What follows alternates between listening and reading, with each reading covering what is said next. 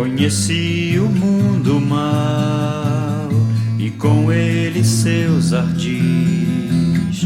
Me arrastei num lamaçal, tudo isso porque eu quis saber mais que qualquer construir algum amor onde a paz pudesse ser a verdade pra eu ver. Mas Jesus Cristo veio e me achou.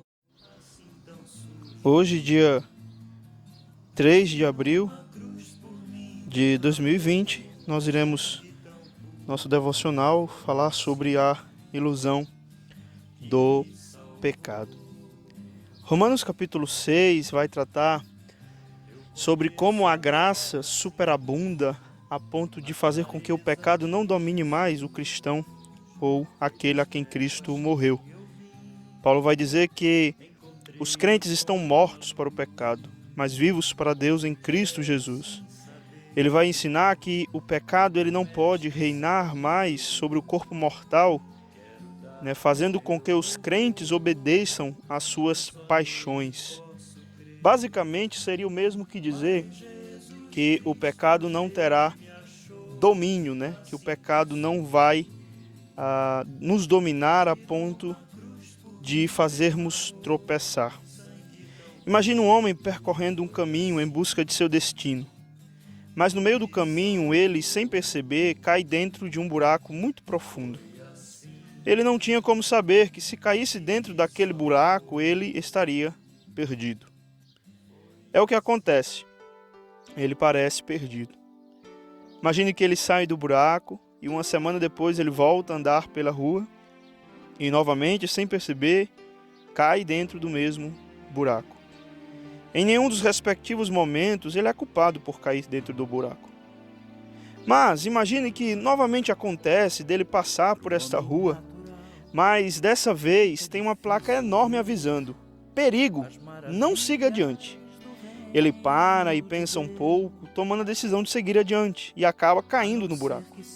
Diríamos que nos 2 primeiros atos ele caiu acidentalmente. No terceiro, ele caiu propositadamente.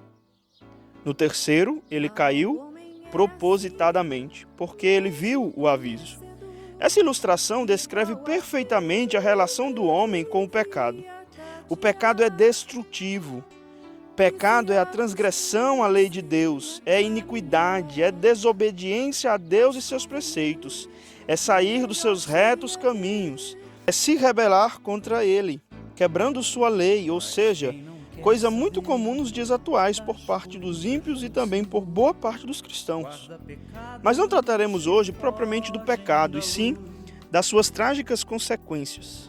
É muito importante abordar o poder letal, desagradável e destruidor que tem o pecado, pois isso nos traz reflexões, consciência do perigo que corremos e, consequentemente, temor e arrependimento. É muito comum vermos as pessoas fazerem suas escolhas sem pensar nas consequências que elas trarão. Para muitos, e talvez para nós mesmos, o que vale na hora da escolha é o prazer imediato e a vantagem que se obterá. A preocupação com as consequências e implicações é mínima, ou até mesmo inexistente.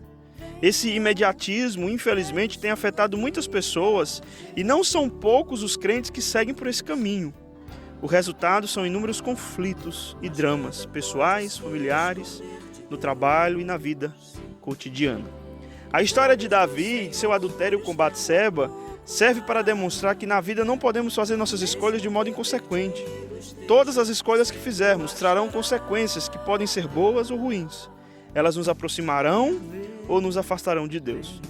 Quando Davi viu Batseba se banhando e a cobiçou, adulterando com ela em seguida, não podia imaginar o fim daquele túnel. Além de cometer adultério, ele deu outros passos rumo ao abismo. Ele mentiu acerca do seu pecado e mandou matar o marido da sua amante. Ele perdeu a autoridade espiritual sobre sua família. Ele viu sua casa desmoronando diante dos seus olhos. Ele colheu os amargos frutos da sua maldita semeadura.